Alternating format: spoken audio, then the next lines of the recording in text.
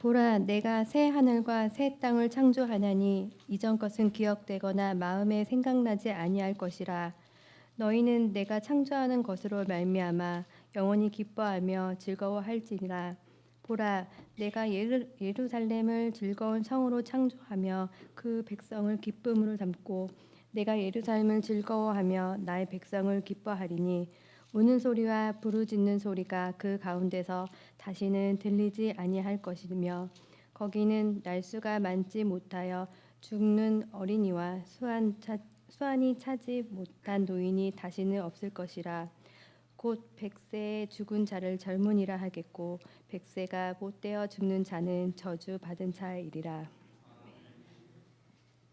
예수께서 이 말씀을 하시고 눈을 들어 하늘을 우러러 이르시되 아버지여, 때가 이르렀사오니 아들을 영화롭게 하사 아들로 아버지를 영화롭게 하게 하옵소서. 아버지께서 아들에게 주신 모든 사람에게 영생을 주게 하시려고 만민을 다스리는 권세를 아들에게 주셨음이로소이다.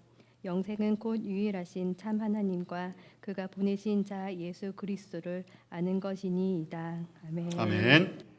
오늘은 이사야 65장, 요한복음 17장 말씀을 통해서 사도신경 13번째, 그리고 이제 사도신경의 마지막 고백이지요. 영원히 사는 것을 믿습니다. 사도신경은 나는 하나님을 믿습니다. 나는 예수님을 믿습니다. 나는 성령님을 믿습니다. 라고 하는 고백이요, 선포입니다. 그리고 내가 어떤 하나님을 믿는가? 하나님이 어떠한 일을 하셨는가? 예수님은 누구신가? 예수님의 사역은 무엇인가? 성령님은 우리에게 어떤 의미가 있는가? 그리고 성령님은 지금 나의 삶 속에 어떤 영향력을 주고 계신가? 그것에 대한 믿음의 고백이요, 이제 선포이지요. 오늘 영원히 사는 것을 믿습니다. 성령님의 마지막 사역이며 또한 이 사역은 과거나 현재, 미래가 아닌 지금 우리에게 일어나고 있는 믿음의 진리를 가르쳐주고 있는 것입니다. 여러분, 영생, 영원히 사는 것, 여러분 어떻게 생각을 하십니까?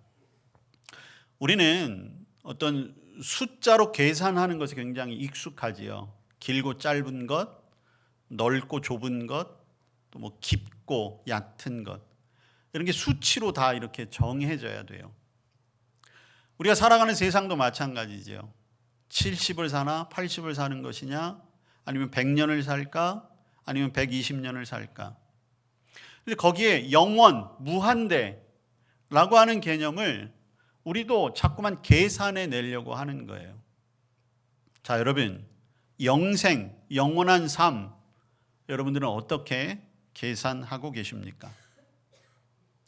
만약 여러분들이 지금 이 모습대로 변하지 않고 앞으로 영원히 산다고 한번 생각을 해보세요. 아마 어떤 분들은 좀 억울한 분도 있겠지요. 이왕이면 좀 젊을 때 모습으로 좀 영원히 살게 하지라는 생각을 하실 분도 있을 거예요. 그러면 정말 좋을까요? 여러분들이 가장 혈기왕성하고 가장 총명하고 가장 지혜롭고 가장 많은 일을 했을 때 그 나이, 20대, 30대, 40대 고르라고 해서 그 나이대로 영원히 살 수 있다라고 하면 여러분 그 삶이 어떠실 것 같습니까? 좋을까요? 또 다른 반면에 영생이란 삶이 이럴 수 있잖아요. 지금처럼 조금씩 나이를 먹어가면서 늙어가는 거예요. 근데 죽지 않고 계속 늙어가요. 그리고 계속 살아요. 헛웃음이 나오는 거 보니까 별로 안 좋으신가 봐요. 우리는 영생을 그렇게 생각할 수 있다는 것이죠.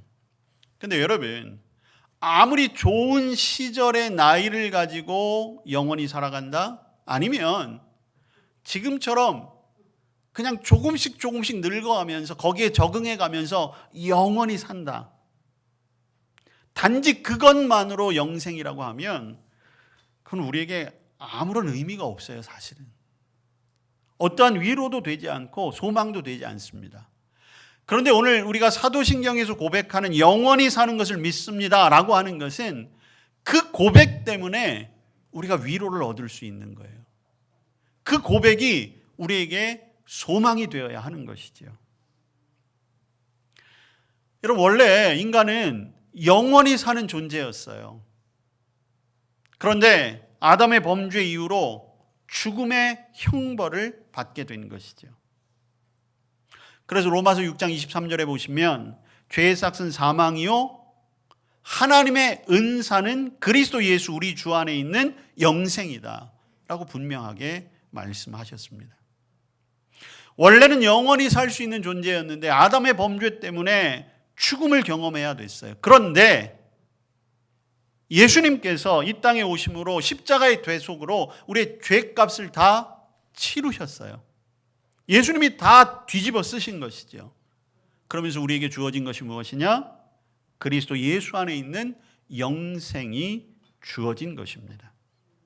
인간의 죄 때문에 죽을 수밖에 없었지만 예수님 덕분에 우리는 영생을 얻게 된 것입니다. 오늘 이곳에서 예배하는 저와 여러분, 예배하는 가운데 나는 예수님을 믿습니다 라고 마음으로 믿고 입술로 선포하고 고백하는 자들, 이미 영생이 임한 줄로 믿습니다. 우리는 영생을 살아가는 사람들이에요. 그런데 그럼에도 불구하고 우리는 여전히 영생에 대해서 잘 몰라요. 그저 막연히 오래 사는 것, 그리고 일단은 죽지만 천국에 가서 다시 사는 것, 그렇게 생각한다는 것이죠. 근데 여기에는 우리가 잘못 생각해야 하는 몇 가지 오류들, 실수가 있어요. 제가 지난 시간에 부활에 관해서도 말씀드렸다시피 우리가 영생을 생각할 때 늘 기준이 죽음이 되는 거예요. 죽음 이후에 영원히 살 것이다. 근데 여러분, 이제부터는 그 도식을 깨트려야 돼요. 영생은 죽음 이후에 사는 것이 아니에요. 영생은 예수님을 믿는 그 순간부터 시작된 거예요. 그렇기 때문에 저와 여러분은 오늘 영생을 경험해야 하는 거예요. 영생의 믿음으로 살아야 하는 것입니다. 그래야 진짜 위로가 되는 것이고 그게 진짜 소망이 되는 거예요. 영생을 죽음 이후에 일어날 일로 생각하니까 우리는 자꾸만 미리 땅에서 생각할 필요가 없다고 생각을 하고 땅에서는 필요 없는 것처럼 살아간다는 거죠. 또 한 가지, 영생은 성도들에게만 해당된다고 생각하는 오해예요. 근데 우리는 지난 시간 부활을 말씀하면서 분명히 말씀드렸죠. 부활은 모든 사람에게 있어요. 예수님을 믿지 않고 죽은 자들도 결국에는 부활하게 돼요. 그렇지만 예수님을 믿는 자의 부활과 믿지 않는 자의 부활이 분명하게 나뉘어지는 것이죠. 믿는 자의 부활은 찬란하고 영광스럽고 복되고 그리고 우리가 그렇게 소망했던 하나님의 나라에서 이제 완전한 삶을 살게 되는 그 부활이에요. 그렇지만 예수님을 믿지 않는 자의 부활은 무엇입니까? 영원한 형벌이죠. 죽지 않고 고통을 경험하는 형벌이 된다는 것입니다. 그래서일까요? 이 세상에 예수님을 믿지 않는 사람들도 그래서 오래 살려고 하는 것 같아요. 지옥에 가기 싫으니까. 그래서 열심히 연구하잖아요. 죽지 않고 사는 법, 이왕이면 오래 사는 길. 그리고 막연하게 그런 기대를 하는 사람들도 있어요. 인간의 지식과 인간의 노력이면 어쩌면 죽지 않고 살 수 있는 방법을 개발해낼지도 모르겠다. 여러분, 사실 이러한 욕망은 오래전부터 있었잖아요. 여러분 잘 아시는 대로 중국의 진시황의 최고의 목표가 무엇이었습니까? 늙지 않고 사는 거였잖아요. 그래서 전 세계 사람들을 보내서 불로초를 구해오라고 했던 이유가 무엇입니까? 죽기가 싫어서였어요. 왜 그렇습니까? 모든 사람들의 마음속에는 죽음 이후의 세상이 있다는 것을 본성적으로 알고 있다는 거예요. 그리고 죽음 이후의 세계가 고통이라는 것을 알고 있기 때문에 이 세상에서 좀 편하게 이 세상을 누리면서 살고자 하는 마음이 있었다는 것이죠. 그런데 여러분, 그 모든 것들은 잘못된 거예요. 영생의 본질은 오래 사는 것이 아니에요. 끝까지 살아 버티는 게 아니라는 것이죠. 물론 이름 자체가 영생이기 때문에 그 의미가 완전히 틀렸다고는 이야기할 수 없어요. 그렇지만 우리가 더 중심에 두어야 할 것은 우리의 생명이 끊어지지 않고 이어지는 것이 아니라 그 안에서 어떠한 삶을 살아가느냐. 여러분, 양이 문제가 아니라 질이 문제다라고 하는 것처럼 우리의 삶도 마찬가지예요. 영생을 누리는 사는 사람의 삶의 질과 그렇지 않은 사람의 삶의 질이 분명히 다르다는 거예요. 여러분, 천국과 지옥의 삶이 분명히 다르잖아요. 그런데 중요한 것은 이 땅의 삶도 다르다는 거예요. 그렇기 때문에 영생의 삶은 과거, 미래가 아니라 현재 잘 누려야 하는 것입니다. 영생은 먼 미래에 나도 죽고 난 다음에 천국에 가서 그때 시작되는 것 아니라는 거예요. 여러분, 그 대표적인 예를 우리 요한복음에 보면 사마리아 여인이 나와요.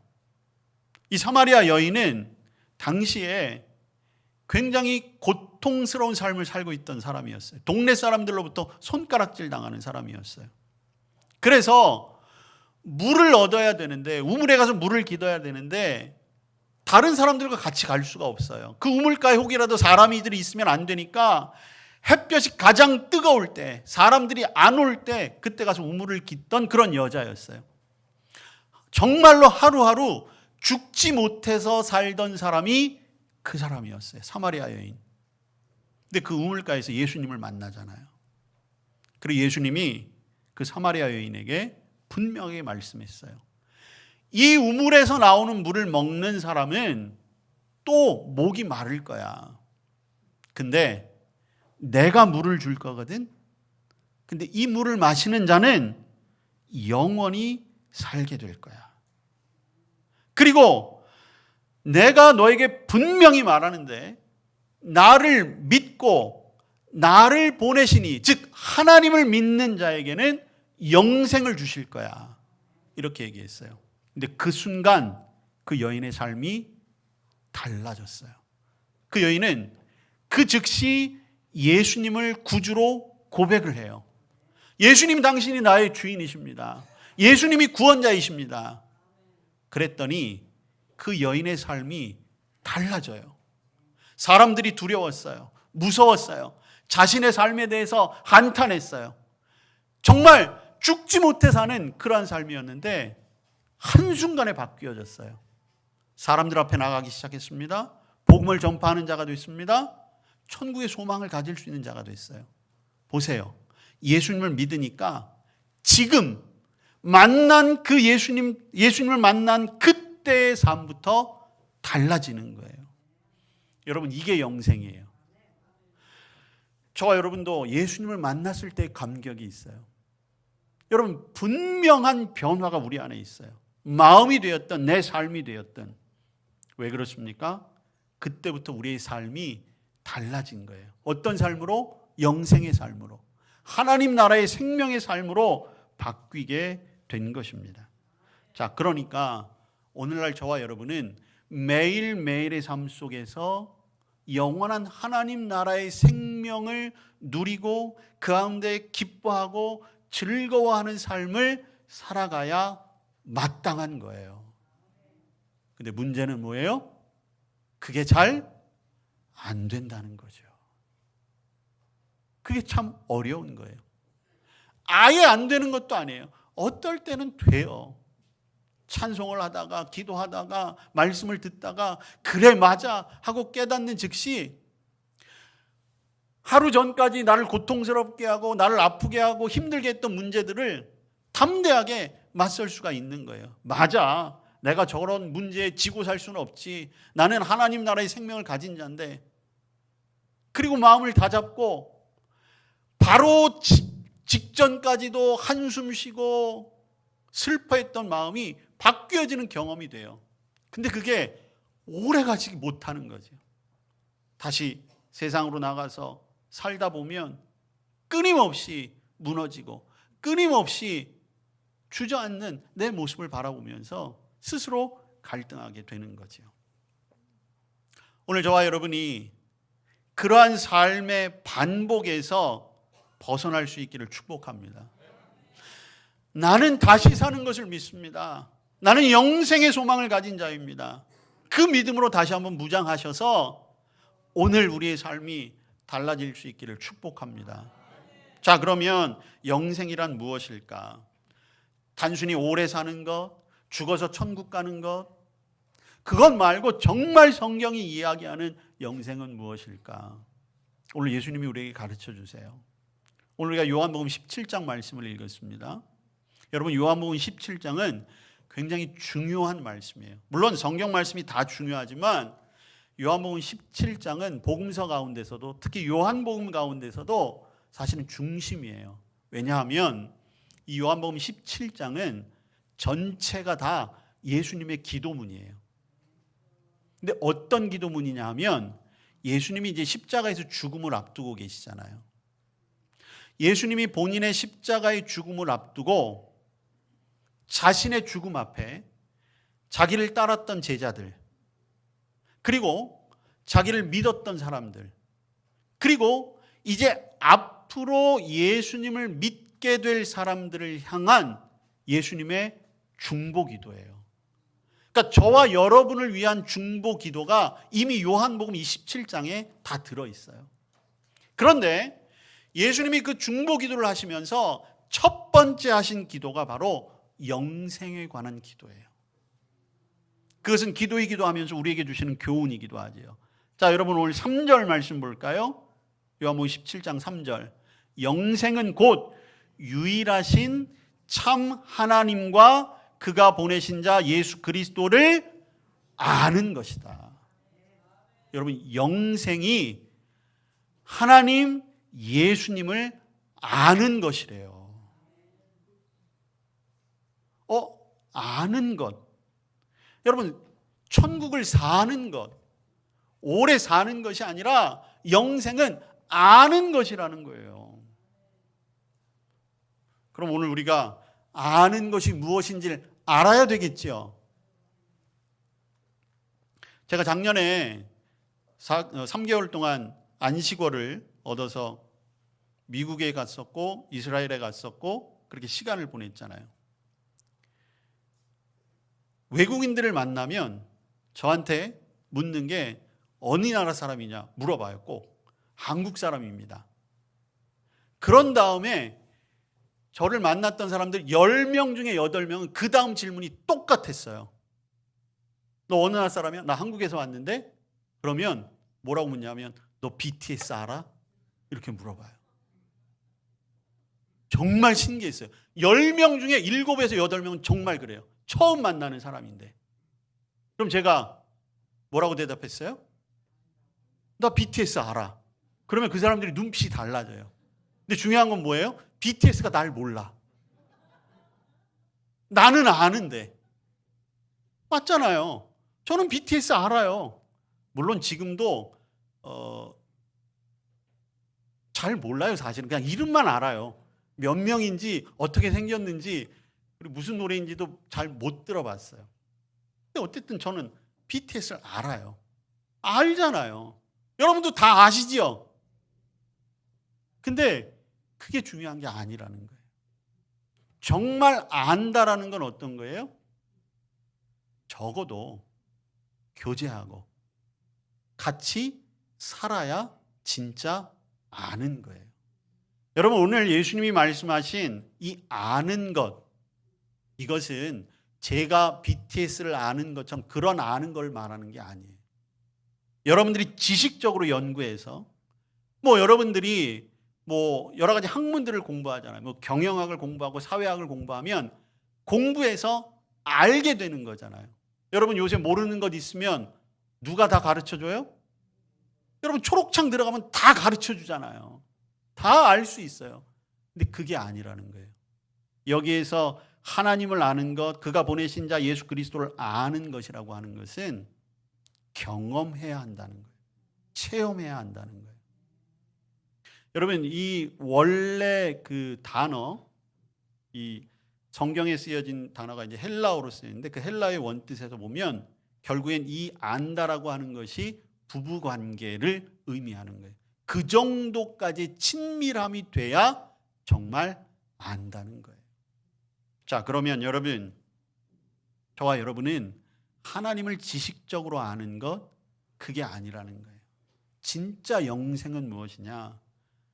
하나님과 같이 살아야 된다는 거예요. 예수 그리스도의 은혜를 체험해야 한다는 거예요. 그래서 정말 하나님을 체험하고 알고 예수님과 더불어 살아가는 삶, 그게 바로 천국이고 영생이라는 거예요. 여러분, 전 세계 3대 종교라고 있잖아요. 3대 종교를 꼽을 때 기독교, 이슬람교, 그 다음에 지역에 따라서 불교라고 이야기하는 데도 있지만 유대교를 이야기하기도 해요. 여러분, 놀라운 사실 중에 하나는 우리 기독교의 하나님, 이슬람의 하나님, 유대교의 하나님은 같은 하나님이에요. 다르지 않아요. 동일하신 하나님이에요. 유대교도 구약의 하나님을 고백해요. 이슬람도 마찬가지예요. 그리고 우리 기독교도 마찬가지잖아요. 하나님을 고백해요. 모든 종교는 다 하나님을 알아요. 그리고 그들도 하나님을 경험해요. 분명하게 경험합니다. 그런데 유대교와 이슬람교에는 구원이 없어요. 당연하지요. 왜 그렇습니까? 예수 그리스도를 아는 지식이 없기 때문이에요. 예수님과 더불어 살아가는 삶이 아니기 때문인 것입니다. 이만큼 안다라고 하는 것, 함께 살아간다라고 하는 것, 그것이 중요한 것입니다. 저와 여러분이 하나님과 예수님과 깊은 관계를 맺고 함께 살아가는 것. 자, 그렇기 때문에 우리의 영생은 죽은 후에 천국에서 시작되는 것이 아니에요. 이미 저와 여러분의 삶 속에 시작된 줄로 믿으시기를 축복합니다. 여러분, 오늘날 우리의 삶이 그래서 성령님이 내주하심으로 오늘 내가 영원히 사는 것을 믿습니다라고 하는 것이 내가 믿는 성령님의 사역의 마지막 최종적이고 궁극적인 사역이라는 것을 믿고 있잖아요. 그것과도 일맥상통하는 거예요. 성령님이 오늘날 우리 안에 내 삶에 내주하심으로 말미암아 저와 여러분에게 날마다 그 생명력을 누리며 살 수 있게 하시는 거예요. 그래서 우리의 신앙의 연조가 깊어지면 깊어질수록 우리 안에 기쁨이 충만한 거예요. 외부적인 조건하고는 상관이 없어요. 어떤 상황에 처하든지 문제가 되질 않는 거예요. 왜? 내 안에 성령님이 계시니까. 내가 그분과 함께 하니까 세상이 줄 수 없는 기쁨과 평안과 만족함이 내 안에 있는 것이죠. 그래서 진짜 영생의 소망을 가지고 사는 사람은 이 세상에서 아무리 부자로 살아도 그것에 크게 교만하거나 자랑하거나 거기에 만족하지 않아요. 왜? 영원한 하나님의 나라, 영원한 천국의 삶에 비교하면 이 땅에서 누리는 것들은 아무것도 아닌 거예요.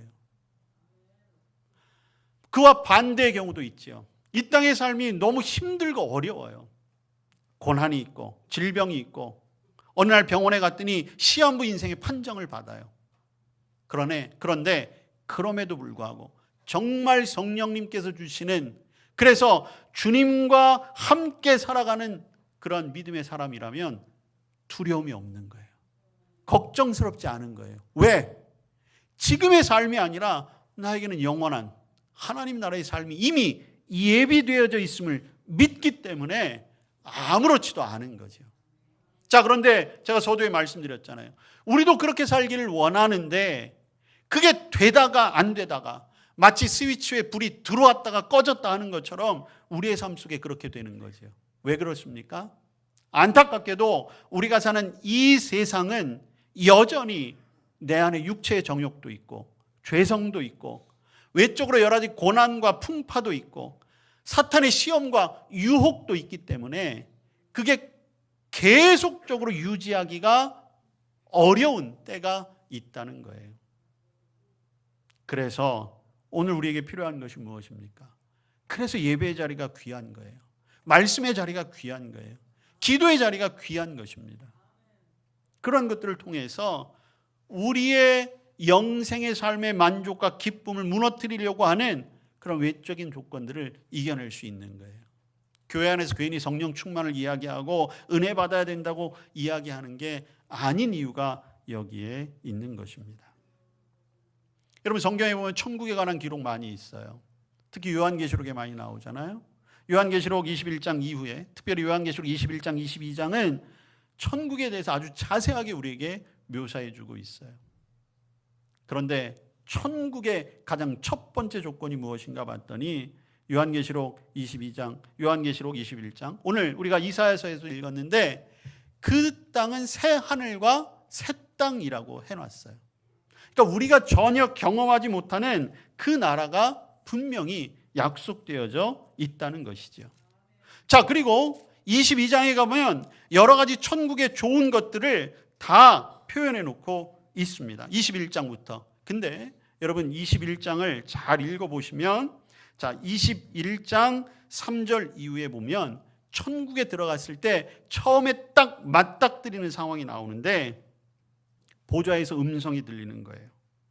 그리고 하나님의 장막 가운데 사람들이 있는데 그 가운데 하나님이 함께 계시다는 거예요.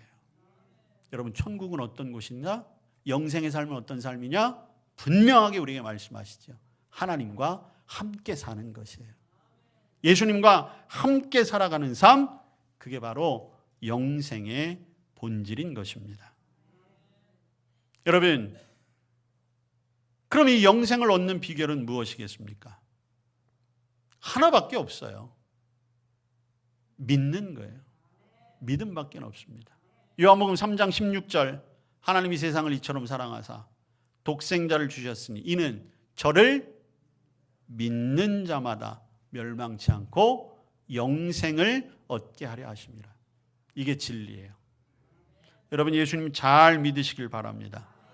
그거 외에는 없어요. 그리고 여러분 감사하시길 바랍니다. 왜? 이미 여러분은 그 믿음의 길을 하나님이 허락해 주셨기 때문입니다. 우리가 노력해서 얻은 것 아니에요. 오직 은혜로 우리가 얻게 되었습니다. 여러분, 날마다 말씀을 묵상하시면서 그 은혜를 확인하세요. 마음에 다시 한번 깊이 새기십시오. 그렇게 될 때 우리의 이 땅의 삶이 달라질 것입니다. 여러분, 우리의 삶이 자족하는 삶으로 바뀌어져요. 아까도 말씀드렸다시피 이 세상에서 조금 부하게 살고 조금 어렵게 살고 이런 것들 아무 소용없다는 것을 알게 된다는 거죠. 말씀과 기도 가운데 주님과 동행하는 삶 가운데 매일매일의 삶이 기쁜 삶이 되는 거예요. 제가 늘 예화로 말씀드리는 거 있잖아요. 길을 가다가 괜히 웃는 사람은 두 종류 중에 한 사람이에요. 첫 번째는 미친 사람이거나 두 번째는 영생의 소망을 가지고 살아가는 사람이에요. 모든 게 기쁘고 만족할 수밖에 없는 거죠. 여러분들이 그런 사람이 되시기를 바랍니다. 물론 그러고 다니면 세상 사람들이 미쳤다라고 할 거예요. 그렇지만 나는 영생을 가진 사람이다 라고 하는 그 확신으로 살아가는 것입니다. 그리고 삶의 방향이 달라져요. 이 세상의 삶이 목적이 아니라 영원을 위한 투자를 하게 되는 것이죠. 그 영원을 위한 투자의 가장 첫 번째가 무엇인지 아십니까? 그래서 복음을 전할 수밖에 없는 거예요. 하나님의 나라를 자꾸만 영업하게 되는 거예요. 뭐 요새 우리나라 대통령이 자기가 영업사원 1호라고 해가지고 뭐 열심히 일하고 있는데, 여러분 그 전에 저와 여러분이 하나님 나라의 영업사원이 될 수밖에 없는 거예요. 좋은 걸 내가 아는데 나만 갈 수 없잖아요. 그 일에 여러분들 최선을 다하시기를 축복합니다. 여러분들 이미 영생의 길에 들어오셨습니다. 정말 감사하시길 바랍니다. 그리고 그것이 축복임을 깨달아 하시길 바랍니다. 바라기는 영원토록 끝까지 그 길에서 벗어나지 마시길 바랍니다. 잠시 머뭇거릴 때가 있을 겁니다. 여러분 그때에 그 머뭇거림 가운데 주님의 은혜를 구하십시오. 주님께서 그 발걸음을 다시 옮기게 하실 것입니다. 오늘 주님의 생명, 하늘의 생명, 그 영생을 맛보시고 그 영생의 복음을 전파할 수 있는 저와 여러분 될 수 있기를 축복합니다. 주님 우리에게 영생을 허락해 주시니 감사합니다. 하늘의 생명을 받은 자로의 삶을 살아가게 하여 주시옵소서. 영생의 삶으로 이 땅의 삶도 언제나 기쁨과 감사, 만족의 삶이 되게 하여 주시옵소서. 예수님 이름으로 기도합니다. 아멘.